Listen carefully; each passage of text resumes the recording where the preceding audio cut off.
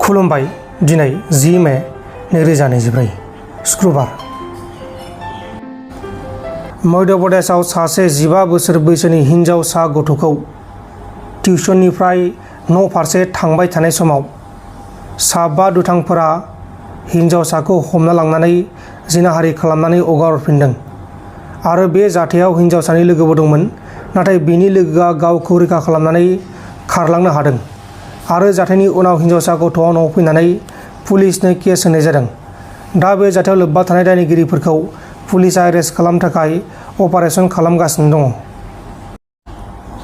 ब्राजिलाव गिथाव बाथाव दैबाना जागासिनो दङ। बे दैबानायाव सा 107 सुबुंनिबो बांसिन सुबुंफोरा जिउ गोमाबाय आरो गोबां सुबुङा गाव गावनि न'आव थानो हायाखै। सोरनिबा न'आ दैबानाजों लांखारजाबाय आरो सोरनिबा आबादथिलि, सोरनिबा मटर गारि, साइकेल बायदि गासिबो दैबानाजों लांखारजाजोबदों।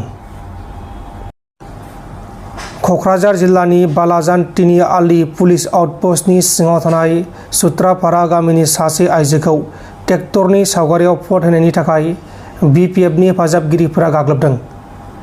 गामियावनो गामिनि मानसिफोरा गाग्लोबदों होननानै बुंदों जौ लोंनानै, आरो जायबा गाग्लोबजादों बे आइजोनि गस्लाखौबो बिसिदों होनना बुंदों।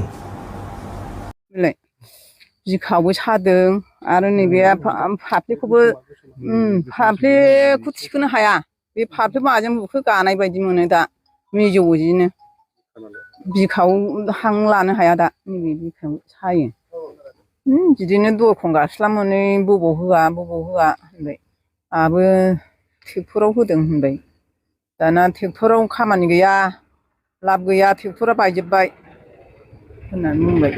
ट्रेक्टराव ओमफ्राय आंहा जेरावखि होआ होलाबायबाय, आं ट्रेक्टराव होदों, ट्रेक्टरनि मानसि नालाय होननानै बुंदों आं।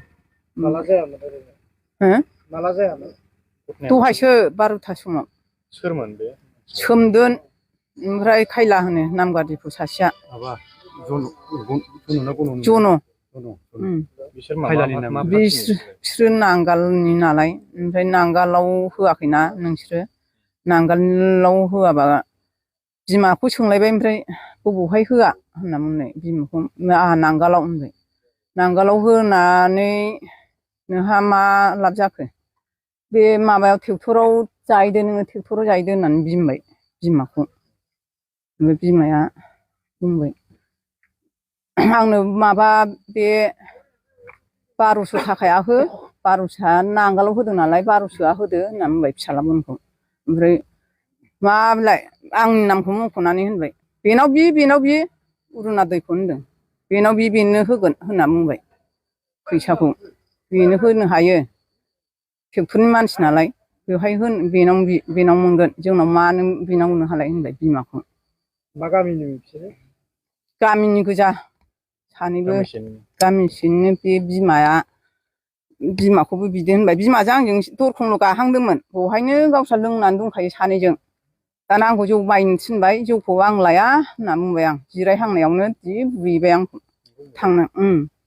बुहैबाय। गस्लायाबो नै जिजोबदों, माबा गस्लाखौ मारै गस्ला जिखो नंबाय आङो।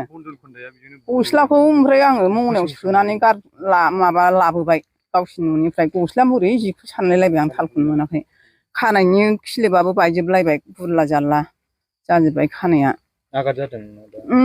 बेलाय बिखायावबो सादों आरो नैबे फाफ्लिखौ थिखोनो हाया। बे फाफ्लि माजों बुखो गानाय बायदि मोनो दा मिजौजिनो।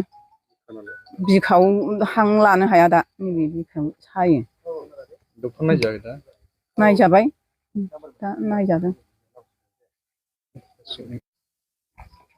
दिनै जिनाखि सालाकाटि समस्तिनि सिङाव थानाय कारिगाव थारं सेरफां प्राइमारिनि सिङाव सुत्रापारा गामियाव 12थासो टाइमाव खोब मोनसे आनफर्चुनेट सासे बेक्तिनि न'आव माखासे एन्टि इनकाम्बेन्सिनि, पार्टिकुलारलि बुंनो थाङोब्ला दिनै BPFनि कर्मिफ्रा जोंनि जिनाखि सापर्टार, बिथांनि मुङा जाहैबाय साउथि बसुमतारी बिथाङा दिनै गामियावनो सासे मानसिनि न'खराव थांदोंमोन। बे थांनायाव बै जेनाखि बिपिएफनि कर्मि बिथांमोनहा दाख्लै 7 तारिखआव जानानै थांनाय जेनाखि निर्बासन बेखौ लानानै कन्ट्रभार्सियेल जालायनानै दिनै जोंनि जेनाखि सापर्टार सुतारपारानि साउथि बसुमतारी बिथांखौ फिजिकेल पानिशमेन्ट बिथांमोना होदों। दा बे जोंनि थाखाय मोनसे खोब साननो गोनां दुखुनांथाव।